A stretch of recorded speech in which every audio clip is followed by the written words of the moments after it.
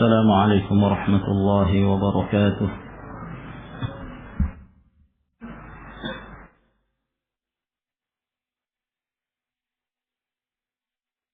نحمده ونستعينه ونستغفره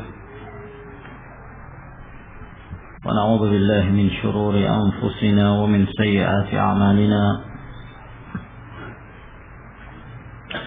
من يهده الله فلا مضل له ومن يضلل فلا هادي له، وأشهد أن لا إله إلا الله وحده لا شريك له، وأشهد أن محمدا عبده ورسوله. يا أيها الذين آمنوا اتقوا الله حق تقاته ولا تموتن إلا وأنتم مسلمون. يا أيها الناس اتقوا ربكم الذي خلقكم من نفس واحدة وخلق منها زوجها وبث منهما رجالا كثيرا ونساء، واتقوا الله الذي تساءلون به والأرحام إن الله كان عليكم رقيبا. يا أيها الذين آمنوا اتقوا الله وقولوا قولا سديدا يصلح لكم أعمالكم ويغفر لكم ذنوبكم، ومن يطع الله ورسوله فقد فاز فوزا عظيما. أما بعد، فإن أصدق الحديث كلام الله تعالى، وخير الهدي هدي محمد صلى الله عليه وعلى آله وسلم، وشر الأمور محدثاتها، فإن كل محدثة بدعة، وكل بدعة ضلالة، وكل ضلالة في النار. معاشر المسلمين والمسلمات رحمكم الله. Alhamdulillah, pada malam hari ini kembali kita berkumpul dalam pengajian rutin kita yang membahas tentang adab-adab dan akhlak yang diajarkan oleh Nabi kita sallallahu alaihi wasallam dari kitab Sahihul Adabil Mufrad. Terakhir kita sampai kepada hadis Abi Musa al-Asy'ari radhiyallahu taala anhu pada hadis yang ke-150, di mana Rasulullah sallallahu alaihi wasallam menyebutkan 3 golongan yang mendapatkan pahala 2 kali. Seseorang dari ahlul kitab yang beriman kepada nabinya setelah diutusnya Rasulullah sallallahu alaihi wasallam, maka dia beriman kepada Rasulullah alaihi salatu wassalam. Yang kedua adalah seorang budak yang taat kepada Allah dan menegakkan hak-hak dari tuannya. Dan yang ketiga adalah seorang yang memiliki budak wanita yang dia berkumpul dengannya dan dia memberikan ilmu kepadanya dan memberikan atau mengajarkan adab. Lalu setelah itu dia bebaskan dari perbudakan dan dia nikahi. Maka ketiga golongan ini, kata Nabi sallallahu alaihi wasallam, falahu ajran. Dia mendapatkan 2 kali pahala.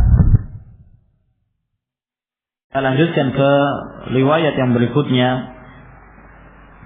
Wa fi riwayatin ukhra anhu qala, dan dalam riwayat yang lain juga dari hadis Abu Musa radhiyallahu ta'ala anhu, bahwa beliau berkata, qala Rasulullah sallallahu alaihi wasallam, bersabda Rasulullah sallallahu alaihi wasallam, al-mamluku alladhi yuhsinu ibadata rabbih,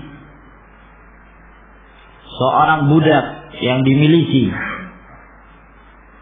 Budak budak itu disebut juga al-mamluk, yang artinya dimiliki, karena yang namanya budak dia berstatus sebagai harta. Oleh karena itu apabila seorang memiliki budak, ketika dia meninggal, maka budaknya termasuk di antara harta warisan, karena dia termasuk dari harta peninggalan seseorang. Maka kata Nabi sallallahu alaihi wasallam, seorang budak alladhi yuhsinu ibadata rabbih, yang baik dalam beribadah kepada Rabb-Nya.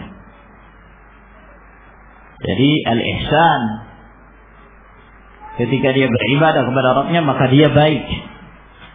Yang dimaksud dengan baik yaitu menjalankan ibadah tersebut dengan menyempurnakan syarat-syaratnya, menyempurnakan rukun-rukunnya. Dia mendatangkan ibadah tersebut sebagaimana yang diperintahkan Allah Jalla wa'ala dan Rasulnya Sallallahu Alaihi Wasallam, dari ikhlas dan mencontoh Rasulullah Sallallahu Alaihi Wasallam dalam mengamalkan ibadah tersebut. Wa yuaddi ila sayyidihi alladhi furida alaihi min at-ta'ati wan nasihati, lalu dia menjalankan dan taat kepada tuannya yang telah diwajibkan atasnya untuk taat dan untuk memberikan pelayanan. Yang dimaksud an-nasihat di sini adalah khidmah, memberikan pelayanan kepada tuannya, lahu ajran, maka dia mendapatkan 2 kali pahala. Pahala ketaatannya kepada Allah Subhanahu wa taala, dan yang kedua adalah pahala taatnya dia kepada tuannya, majikannya.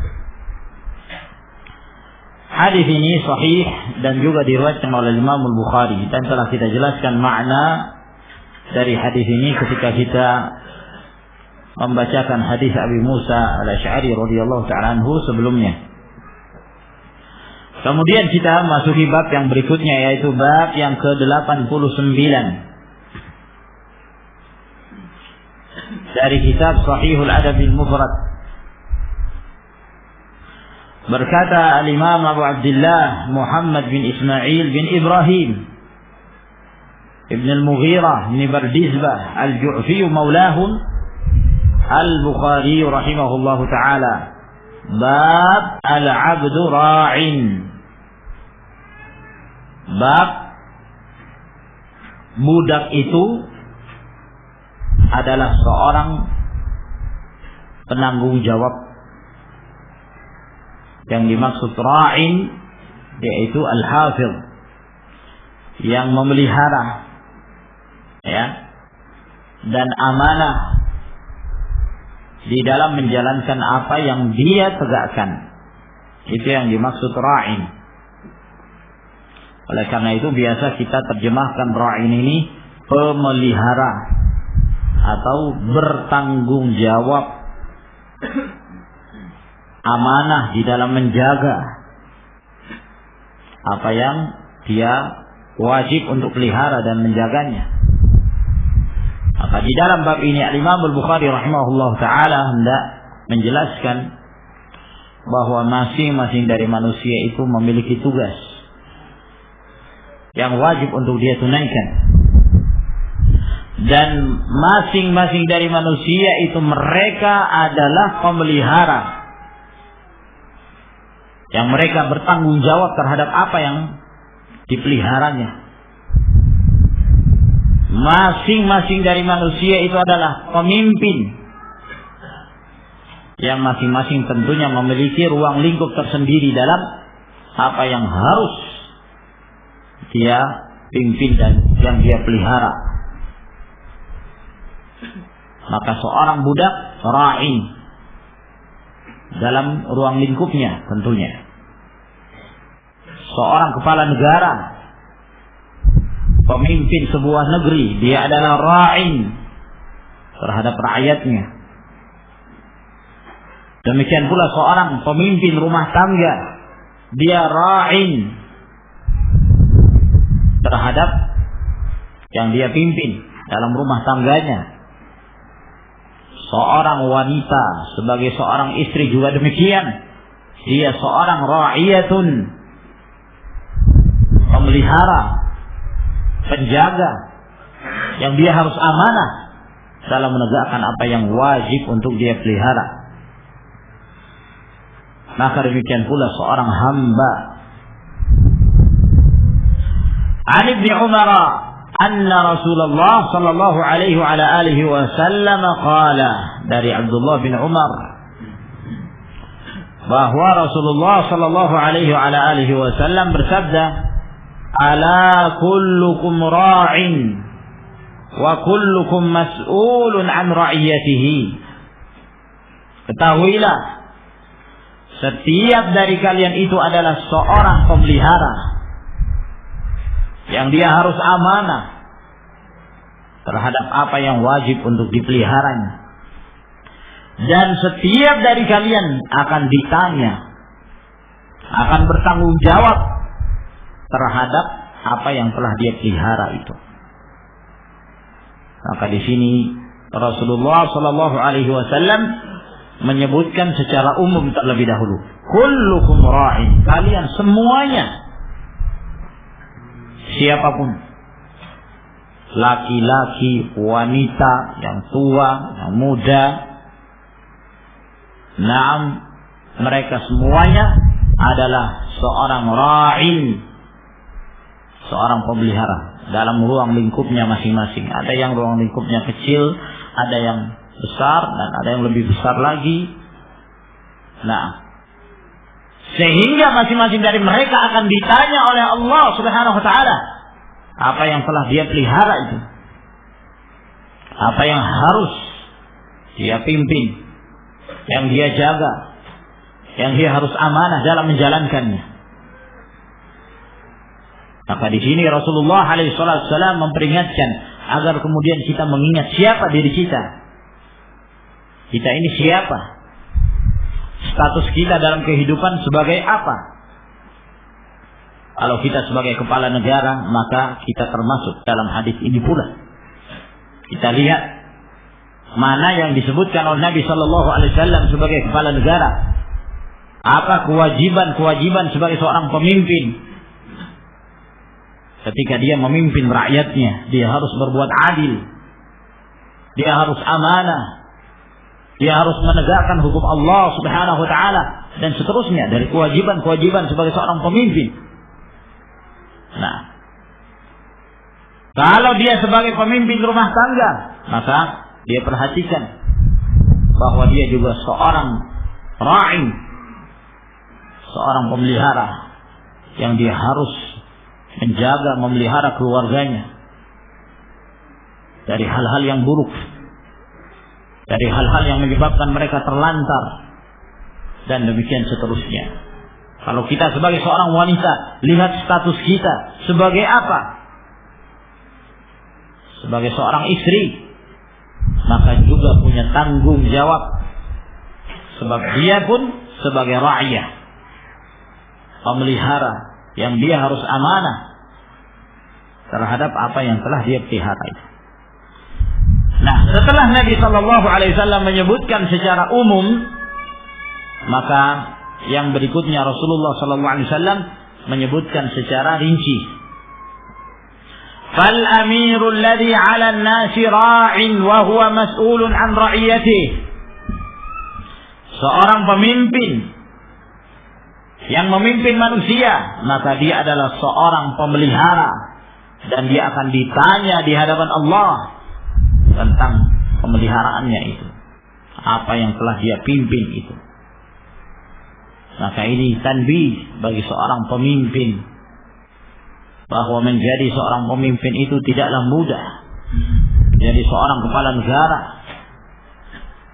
mungkin seorang merasakan kenikmatan di dunia. Ketika dia menjadi kepala negara, dia merasakan berbagai macam kenikmatan dunia, tapi ma'asyiral ikhwah rahimakumullah, akibatnya di akhirat. Oleh karena itu Rasulullah sallallahu alaihi wasallam mengingatkan Abdurrahman bin Samurah. Beliau mengatakan, ya Abdurrahman bin Samurah, la tas'alil imarah,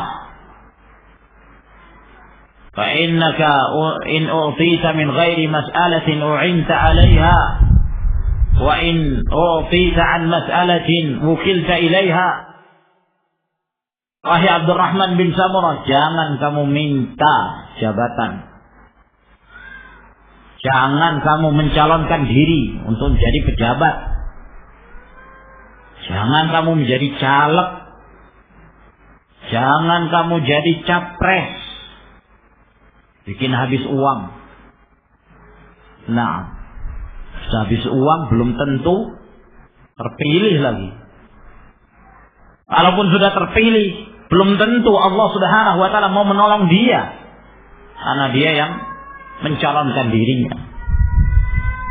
Kata Nabi sallallahu alaihi wasallam, karena apabila engkau diberikan kursi kepemimpinan tersebut tanpa kamu minta, maka engkau akan ditolong, dibantu oleh Allah Subhanahu wa taala. Namun kalau kamu diberikan kursi kepemimpinan itu karena kamu memang minta, kamu yang mencalonkan diri, maka diserahkan kepadamu. Allah berlepas diri. Nah, Allah Azza wa Jalla berlepas diri. Penyesalan pada hari kiamat, ma'asyiral ikhwah rahimakumullah. Nah, namun kalau seorang itu sebagai amir, sebagai pemimpin, sebagai kepala negara, lalu dia menjalankan hak-hak Allah, dia taat kepada Allah, dan dia menerapkan hukum-hukum Allah Subhanahu wa taala dan bersikap adil di antara manusia. Ini keutamaan tentunya yang dia dapatkan. Kepemimpinan Abu Bakar As-Siddiq radhiyallahu anhu merupakan contoh. Kepemimpinan Umar bin Al-Khattab radhiyallahu taala anhu merupakan contoh. Demikian pula Al-Khulafa'ur Rasyidun secara umum. Nah, Khilafah Umar bin Abdul Aziz demikian pula. Ya. Kalau dia bersikap adil, keutamaan yang dia dapatkan. Lihat mereka itu. Al-Khulafa itu mereka menjadi khalifah bukan karena permintaan mereka. Mereka yang ditunjuk. Abu Bakar As-Siddiq radhiyallahu taala anhu itu ketika meninggalnya Rasulullah sallallahu alaihi wasallam, maka orang-orang Ansar mereka berkumpul di Saqifah Banu Sa'idah untuk memikirkan siapa yang akan melanjutkan kepemimpinan setelah Rasulullah sallallahu alaihi wasallam. Sempat terjadi keributan. Waktu itu yang datang adalah dari kalangan Ansar. Mereka mengatakan, di antara mereka ada yang mengatakan, kalau begitu kami menetapkan dari kalangan Ansar ada pemimpin sendiri, dari kalangan Muhajirin ada pemimpin sendiri. Ini pendapat yang sangat berbahaya kalau sampai diputuskan demikian. Muhajirin punya amir sendiri, Ansar punya amir sendiri, akan terpecah kaum muslimin. Datanglah Abu Bakar Siddiq bersama Umar bin Khattab, bersama Abu Ubaidah bin Jarrah radhiyallahu taala anhum. Nah, untuk mencegah terjadinya perpecahan ini. Nah, maka Umar bin Khattab tidak berbicara. Setelah dia mengucapkan beberapa patah kata, ditahan oleh Abu Bakar Siddiq. Sudah, ya, saya yang berbicara. Maka Abu Bakar Siddiq radhiyallahu taala menjelaskan kedudukan Muhajirin dan kedudukan Ansar. Beliau mengatakan, nahnul umara wa antumul wuzara. Kami ini dari kalangan Muhajirin adalah pemimpin, sedangkan kalian itu adalah pendamping-pendamping kaum Muhajirin. Sehingga yang berhak untuk menjadi amir adalah dari kalangan Muhajirin, dari kalangan Quraisy. Al-a'immatu min Quraisy. Maka pada saat itulah Abu Bakar As-Siddiq mengatakan, silakan kalian membaiat Umar atau membaiat Abu Ubaidah bin Jarrah. Ya. Beliau tidak mengatakan silakan kalian membaiat saya. Ya. Lebih cepat, lebih baik. Nah, tidak demikian. Ketika beliau mengatakan silakan kalian baiat Umar atau Abu Ubaidah, segera Umar berdiri dan beliau mengatakan la, bal nubayi'uka, lebih pantas kami membaiatmu, anta sayyiduna wa anta khairuna wa ahabbuna ila Rasulillah sallallahu alaihi wasallam. Engkau adalah pemimpin kami, engkau yang terbaik dari kami, engkau orang paling dicintai Rasulullah sallallahu alaihi wasallam dari kami. Maka pada saat itu berbaiatlah Umar, Abu Ubaidah diikuti oleh kaum Ansar dan terjadilah kesepakatan untuk mengangkat Abu Bakar Siddiq sebagai khalifah. Jadi itu tanpa permintaan Abu Bakar. Umar bin Khattab demikian pula. Itu adalah penyerahan tampuk khilafah dari Abu Bakar Siddiq, beliau berikan kepada Umar bin Khattab radhiyallahu ta'ala. Dan begitu seterusnya. Nah, mereka bukan orang yang gila kekuasaan. Ya, karena berat ya akhwan. Menjadi pemimpin. Nah, memimpin rumah tangga saja kadang-kadang kita masih nggak becus. Iya kan? Mimpin rumah tangga saja nggak becus. Nah, ngajari istri aja repot. Ini mau mengajari umat. Nah, ketika Umar bin Khattab radhiyallahu ta'ala anhu, beliau ketika terluka mendekati kematiannya, beliau telah memerintahkan 6 orang dari kalangan para sahabat al-muhajirin yang mana Rasulullah sallallahu alaihi wasallam ketika meninggal Rasulullah ridha kepada mereka. Maka ditunjuklah 6 orang. Utsman bin Affan, Ali bin Abi Thalib, Abdurrahman bin Auf, Zubair bin Al-Awwam, Talha bin Ubaidillah, ya, dan Sa'ad bin Abi Waqqas. Nah, ketika Umar bin Khattab menunjuk 6 orang ini, ada di antara yang hadir mengatakan, sebaiknya kamu mengangkat Abdullah bin Umar saja yang menjadi khalifah. Maksudnya anak beliau. Ya. Sebaiknya dia saja yang menjadi khalifah. Kata Umar bin Khattab radhiyallahu ta'ala anhu, "Maratullah bihadza." Aku tidak menghendaki hal ini dan aku tidak menghendaki kepada Allah terhadap hal ini. Bagaimana saya akan mengangkat Abdullah bin Umar menjadi khalifah? Lah dia dalam hal mentalak istrinya saja nggak becus. Ya. Dalam hal mentalak istri saja nggak becus. Gimana dia akan mengurusi umat? Karena memang pada masa Rasulullah SAW, Abdullah bin Umar ini sempat mentalak istrinya dalam keadaan salah. Karena dia mentalak istrinya ketika istrinya dalam keadaan haid.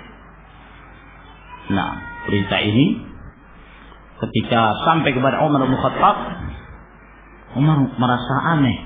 Ini gimana? Nah, anak saya ini. Jadi dia ngurusi anaknya sudah menikah.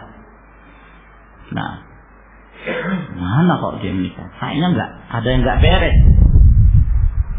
Dia menceraikan istrinya dalam keadaan istrinya haid. Maka untuk meyakinkan dia datang kepada Rasulullah. Jadi yang bertanya itu Umar bin Khattab, bukan Abdullah bin Umar yang melakukan. Dia datang kepada Rasulullah SAW.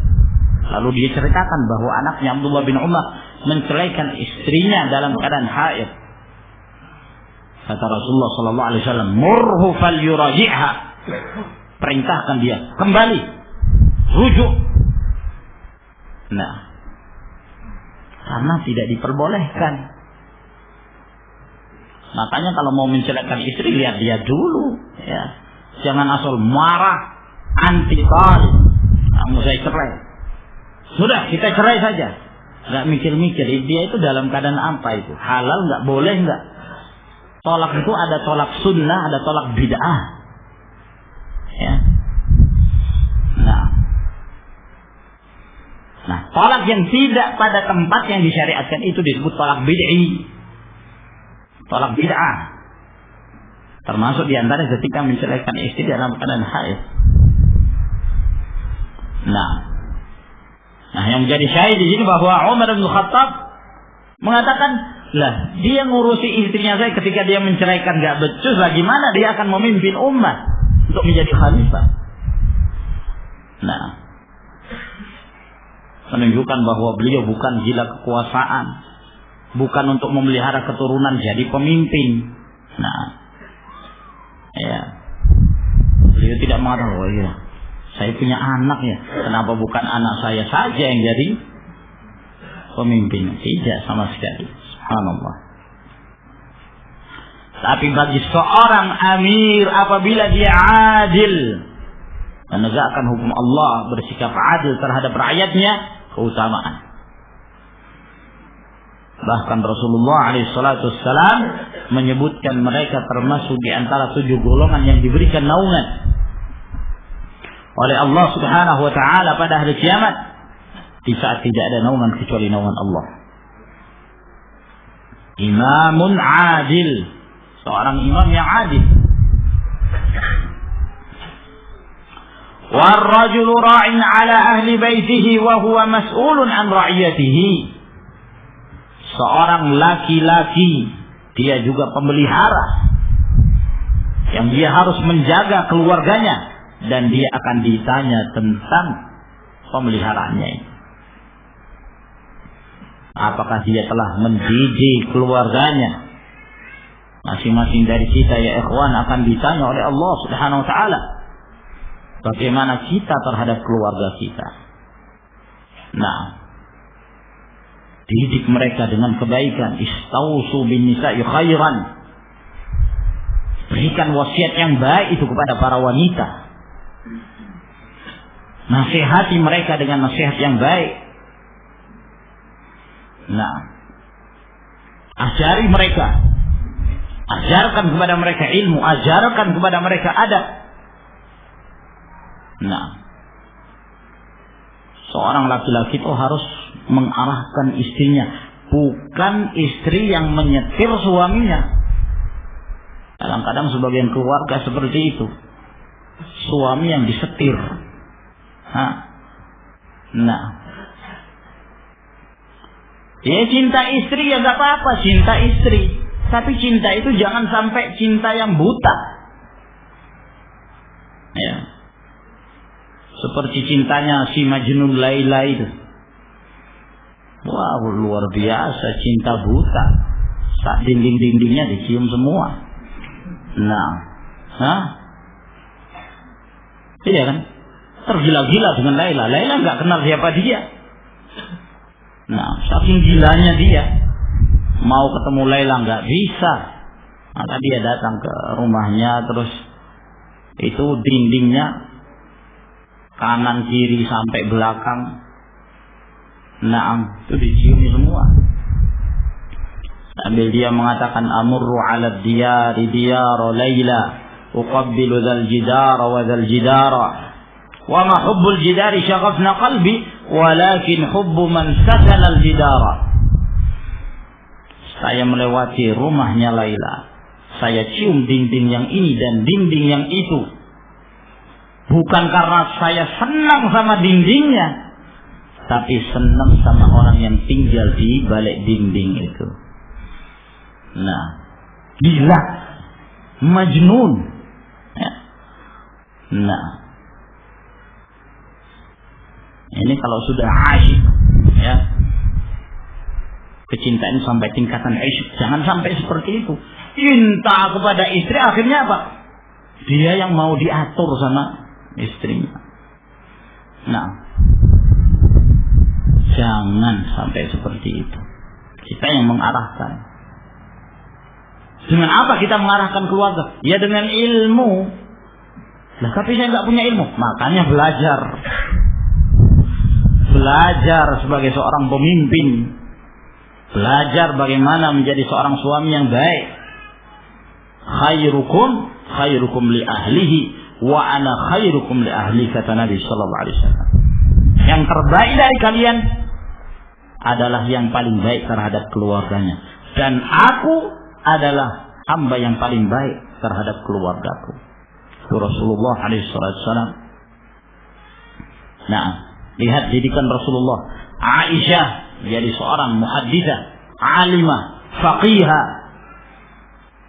Sampai kata Az-Zuhri rahimahullah ta'ala, kalau dikumpulkan ilmu semua para wanita dibandingkan ilmu Aisyah masih lebih afdal dibandingkan ilmu yang lainnya dari kalangan para wanita.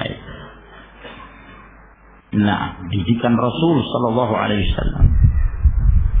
Maka begitulah kita kepada keluarga. Didik mereka dengan cara yang baik. Anak-anak kita, didik mereka.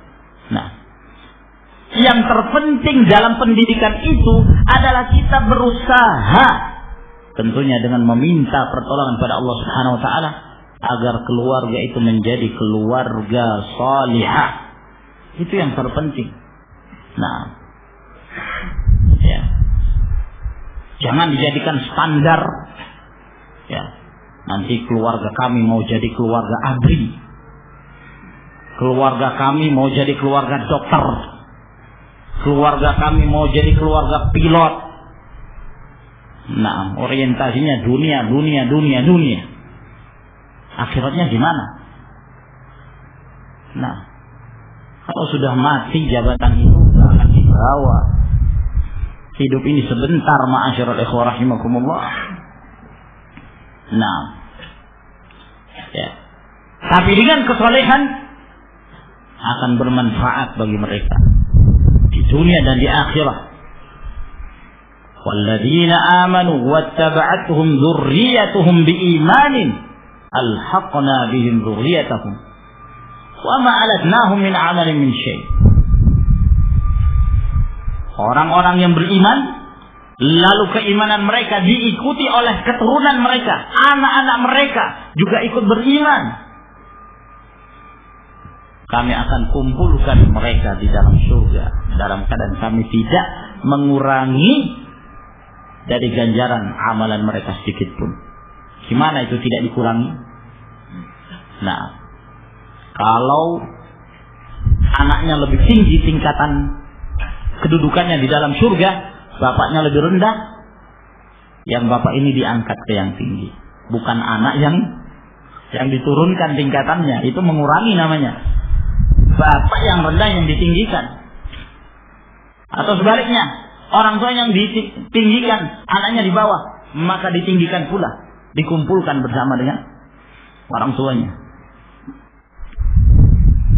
Nah, jannatu adnin yadkhulunaha wa man salaha min abaihim wa azwajihim wa dhurriyyatihim wal malaikatu yadkhuluna alaihim min kulli bab salamun alaikum bima sabartum fa ni'ma uqbad dar.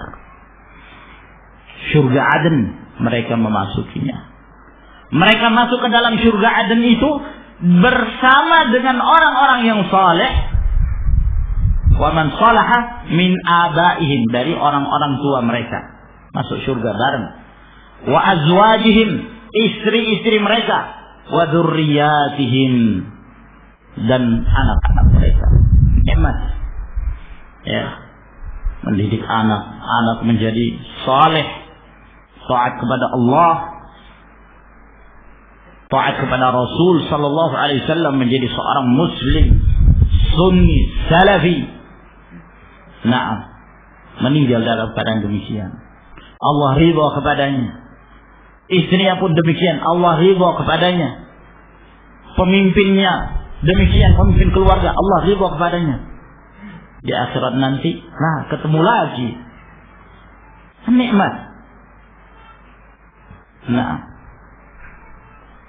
ketemu lagi di akhirat, masuk surga bareng, nostalgia mengingat masa-masa yang lalu. Iya kan? Indah, ma'asyiral ikhwah rahimakumullah.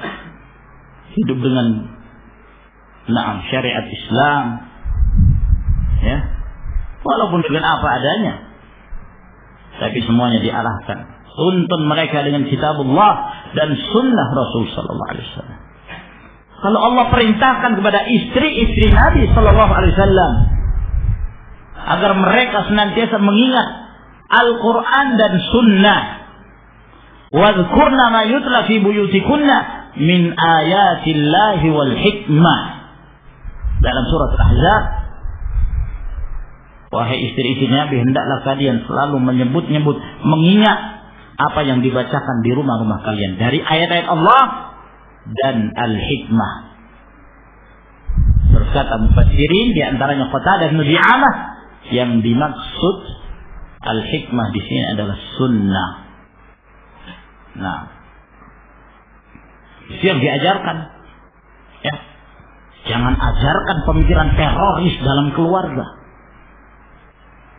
Oleh karena itu, hargai akal kita, hargai apa yang telah Allah Subhanahu wa taala berikan pada kita. Akal ini jangan diisi dengan yang kotor-kotor. Nah, ya, dengan pengajian nggak peduli pengajian dari mana saya hadir, ya. Nah, yang datang khawarij, ini taghut, sana taghut, semuanya kafir, ditransfer, duduk di majelis itu, transfer pulang, ajarkan kepada istri, pada keluarga, hancurlah keluarga itu. Minimal ada kecondongan, seneng. Walaupun mungkin dia tidak mengambil pemikiran, senangnya dia dengan ahlul bid'ah itu sangat berbahaya. Nah, jangan kita menyangka, wah, saya kan bisa memfilter sendiri. Ya subhanallah, siapa kita dan siapa ulama ussalaf. Yahya bin Abi Katsir rahimahullah mengatakan, idza ra'aita mubtadi'an fi tariqin fakhudh tariqan akhar. Kalau engkau melihat ada ahlul bid'ah di satu jalan, cari jalan lain. Ini mereka dah yang ilmunya ya tentunya jauh. Nah, ya, kita masih level 1, mereka sudah level 1001. Nah, ya, ilmunya nggak bisa dibandingkan. Tapi takutnya mereka, khawatir agama mereka itu diganggu dengan syubhat, kotoran-kotoran. Nah, ada seorang mau datang, ahlul bid'ah, pengen ngobrol dengan Ayyub bin Abi Tamim As-Sakhtiyani. Ukallimuka kalimah, satu kalimat saja, saya ingin ngomong sama kamu. Kata Ayyub, la wala nisf kalimah, setengah kata saja enggak.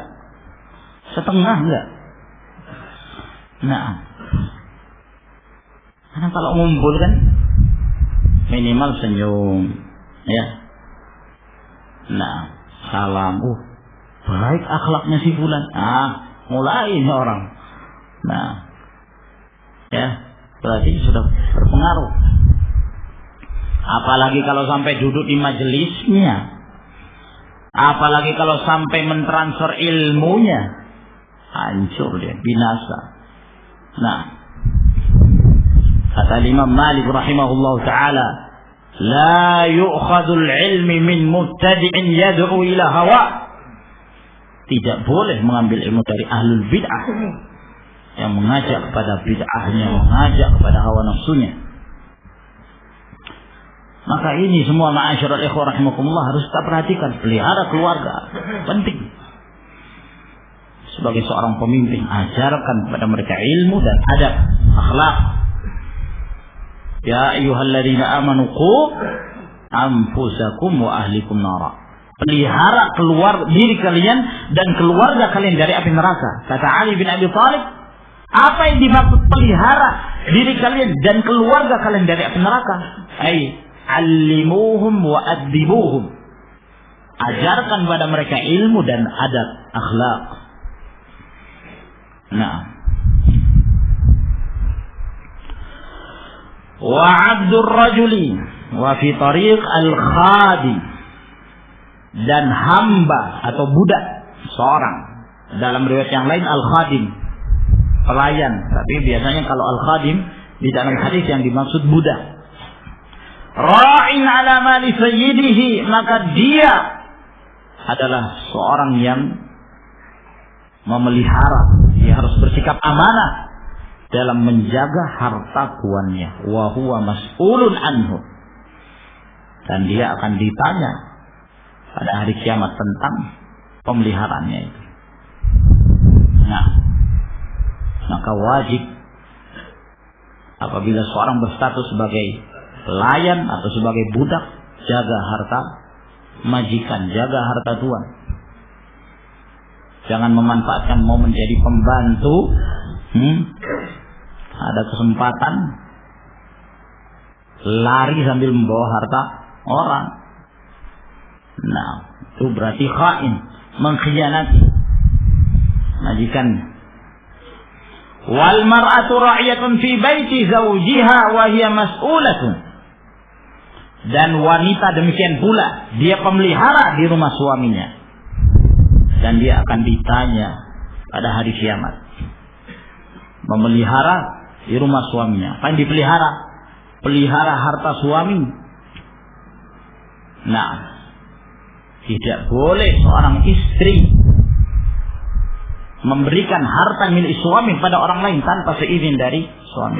Beda kalau hartanya sendiri ya. Kalau hartanya sendiri berikan, labas, tidak apa. Tapi kalau harta suami, maka harus ada izin terlebih dahulu. Tidak boleh seorang istri membiarkan seorang masuk ke dalam rumahnya dalam keadaan orang itu dibenci oleh suaminya. Tidak boleh. Kecuali apabila suaminya memberikan izin.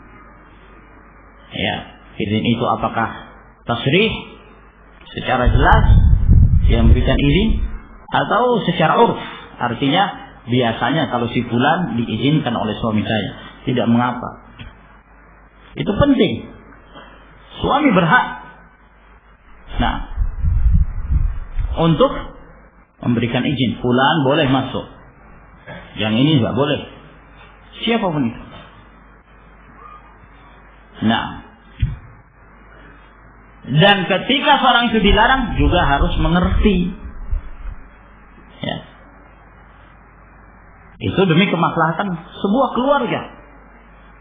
Nah, dia tidak pengen si fulanah ini masuk ke rumahnya, mungkin karena dia tahu kalau fulanah ini, ya, waduh, BBC London, nah, tiap hari membawa berita headline terus tiap hari.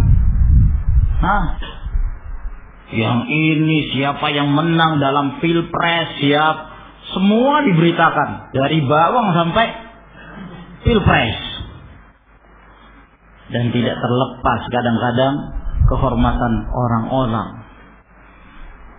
Ya, nah. Ya kalau hanya seputar masakan, gimana cara masak ini, masak itu dan seterusnya, lah bas, nggak apa-apa. Tapi kalau sampai, oh itu si fulana itu, kemarin ana lihat, ya, baru renovasi rumah, oh rumahnya luar biasa. Nah, ya, udah, tambah lagi sama ini juga seneng, ya, akhirnya garam, tambah garam lagi, tambah garam lagi. Nah, jadinya bukan makanan, ya. Nah, bikin darah tinggi. Ma'asyiral ikhwah rahimakumullah. Yang seperti ini jangan masuk rumah. Nah, hal itu dianjurkan agar kemudian lingkungan rumah itu terpelihara dari berbagai syubhat. Nah, dan kotoran-kotoran. Nah, ini penting ma'asyiral ikhwah rahimakumullah. Dan seorang ketika dilarang juga ya harus mengerti, karena Allah Subhanahu wa taala telah mengajarkan kepada kita adab tersebut. Wa idza qila lakum irji'u farji'u. Kalau diperintahkan pada kalian oleh pemilik rumah, pulanglah kalian. Nah, ya, itu ada. Mungkin pemilik rumah nggak siap untuk menerima. Nah, atau yang semisalnya. Nah, ini ma'asyiral ikhwah rahimakumullah. Dan wanita harus taat. Itu demi kemaslahatan. Ya. bergaul dengan wanita lain, silahkan. Baik. Tapi jaga pergaulan. Tidak semua manusia itu baik. Tidak semua yang namanya wanita itu baik. Bahkan tidak semua muslimah itu baik. Nah, bahkan tidak semua yang mengaku salafiyah itu baik. Maka ini yang harus kita perhatikan. Nah,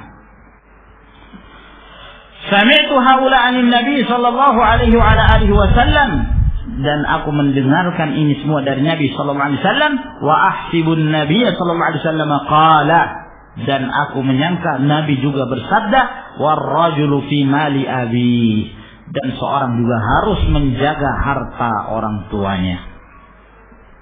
Sebagai anak, pelihara harta orang tua, jaga harta orang tua. Ya, jangan menunggu matinya orang tua. Apalagi kalau orang tua punya harta banyak, ya, dia mau pakai selalu harus minta izin dulu sama orang tua, gak diberi kebebasan. Nah, kalau anak itu tidak soleh, dia akan menunggu kapan bapak saya mati. Kok gak mati-mati juga ya? Ini kalau anak ini gak soleh. Nah, tapi kalau anak ini soleh, maka dia akan memanfaatkan itu. Keberadaan kedua orang tua itu sangat besar sekali bagi seorang anak untuk mendapatkan maghfirah dan ampunan dari Allah Subhanahu wa taala. Oleh karena itu Nabi alaihi wasallam mengatakan, raghima anfum ri'in, na'am, 'indahu walidah falam yadkhulil jannah. Sungguh binasa, sangat merugi seseorang, kedua orang tuanya dia mendapatinya, hidup bersamanya, lalu anak ini tidak masuk ke dalam surga. Kasihan. Kenapa? Karena dia tidak memanfaatkan sebagai seorang anak berbakti pada orang tuanya. Dia harus menjaga, ya, hubungan dengan orang tua, menjaga harta orang tuanya. Ala kullukum ra'in wa kullukum mas'ulun an ra'iyati. Ketahuilah, setiap dari kalian itu pemelihara, dan setiap dari kalian akan ditanya tentang pemeliharaannya. Hadis ini sahih, juga diriwayatkan oleh Bukhari dan Muslim. Babu man ahabba an yakuna 'abdan. Bab seseorang yang senang menjadi budak. Jadi di antara kaum muslimin ada senang jadi budak. Kenapa? Karena ada keutamaan tersendiri. Nah, An Abi Hurairah anna Rasulullah sallallahu alaihi wasallam qala, dari Abu Hurairah bahwa Nabi sallallahu alaihi wasallam bersabda, al-'abdul muslimu idza adda haqqallah wa haqqa sayyidihi lahu ajran.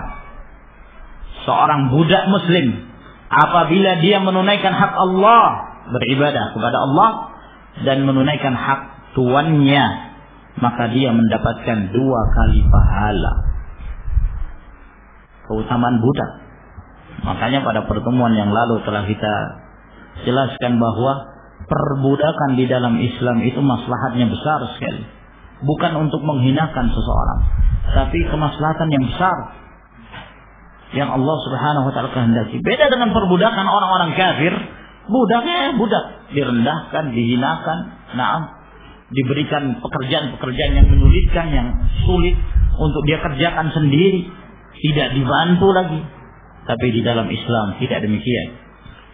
Sampai kata Abu Hurairah setelah beliau menyebutkan hadis ini, kata beliau, "Wallazi nafsu Abi Hurairah biyadihi," demi Allah yang jiwa Abu Hurairah berada di tangannya, "laulal jihad fi sabilillah wal hajj wa birru ummi la ahbabtu an amuta mamluka." Kalau bukan karena berjihad di jalan Allah, dan kalau bukan karena menunaikan ibadah haji dan berbakti pada ibuku, aku lebih senang mati sebagai budak. Itu keinginan Abu Hurairah radhiyallahu anhu. Kalau bukan karena berjihad, ya budak kan nggak bisa kemana-mana. Mau jihad, lapor dulu sama tuannya, diizinkan apa enggak. Nah, dan kalau bukan karena haji, karena haji pahalanya besar. Kalau budak tak bisa haji tanpa izin dari tuannya. Wa birru ummi, dan kalau bukan karena berbakti kepada ibuku.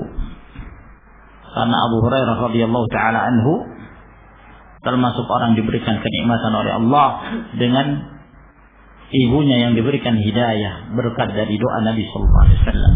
Ibunya menjadi seorang muslimah. Sehingga kata beliau, kalau bukan karena amal-amal saleh ini, saya lebih senang mati sebagai mamluk, sebagai budak. Budak yang taat kepada Allah dan budak yang taat kepada majikannya. Hadis ini sahih, diriwayatkan oleh Bukhari dan Muslim. Saya kira sampai di sini ya kawan yang kita bacakan dari kitab ini. Semoga Allah Subhanahu wa taala memberikan manfaat dari apa yang telah kita pelajari.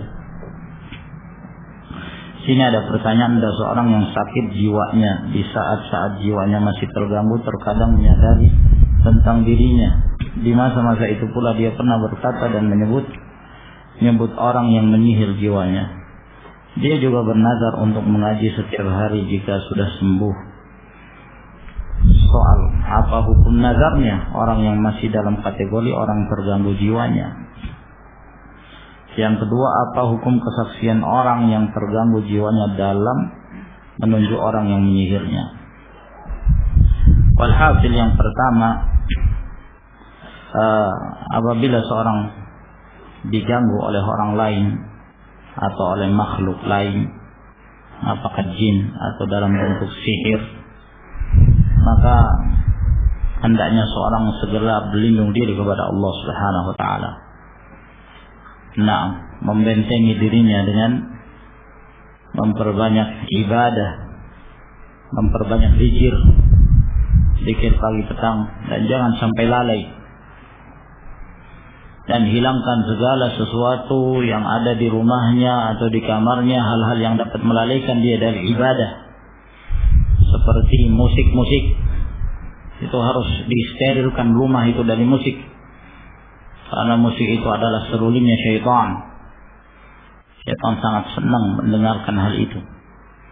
Dan demikian pula gambar-gambar makhluk hidup, patung-patung, harus disterilkan rumah dari hal-hal yang seperti ini. Karena itu akan menyebabkan malaikat tidak akan masuk dan bercokolnya para syaitan, ya, dan jin-jin yang jahat di dalam rumah. Sterilkan dari semua itu, lalu kemudian kita menjaga ibadah. Keluarga harus dibiasakan dengan ibadah. Rumah itu harus diisi dengan ibadah. Jangan menjadikan rumah sebagai kuburan. Salat sunnah di dalamnya, kemudian baca Al-Quran Karim, ya. Dan hendaknya seorang ketika dia sadar, dia meruqyah dirinya. Apabila dia tidak mampu meruqyah dirinya, maka yang lain, apakah suaminya ataukah istrinya kepada suaminya kalau suami yang terkena sihir, ataukah dia punya anak-anaknya yang meruqyah dia dengan membacakan ayat-ayat Allah Subhanahu wa taala. Ya. Ini yang pertama. Kemudian tentang masalah nazar. Nazar ini hukumnya makruh atau yang dibenci. Tapi kalau dia sudah terlanjur, maka dia harus menunaikan itu selama dia sanggup untuk melakukannya. Disebutkan di sini pertanyaan, apa hukum nazar orang yang masih dalam kategori orang terganggu jiwanya? Ya, kalau memang dia bernazar apabila dia sembuh, ya berarti kan dia belum sembuh, maka belum wajib dia untuk menjalankan nazar tersebut sampai dia benar-benar telah sembuh. Lalu apa hukum kesaksian orang terganggu jiwanya dalam menunjuk orang yang menyihirnya? Wallahu a'lam. Kita tidak bisa membenarkan 100% dan tidak pula bisa kita mendustakannya. Mungkin di sana ada amarat, ya. Kadang-kadang ada qarin yang menunjukkan itu benar. Rasulullah sallallahu alaihi wasallam mengetahui bahwa beliau disihir oleh Labid bin al-Asam, seorang Yahudi, seorang munafik sekutu Yahudi. Rasulullah sallallahu alaihi wasallam mengetahui. Namun ini tidak bisa dihukum secara mutlak. Jangan sampai dia salah menunjuk orang. orang ini nggak tahu apa-apa sama sekali, dan boleh jadi itu termasuk kedustaannya mereka. Nah, dia kerasukan jin, kemudian jinnya ini berdusta, si fulan, bahaya bagi si fulan ini. Nah, dia merusak kehormatannya kalau benar.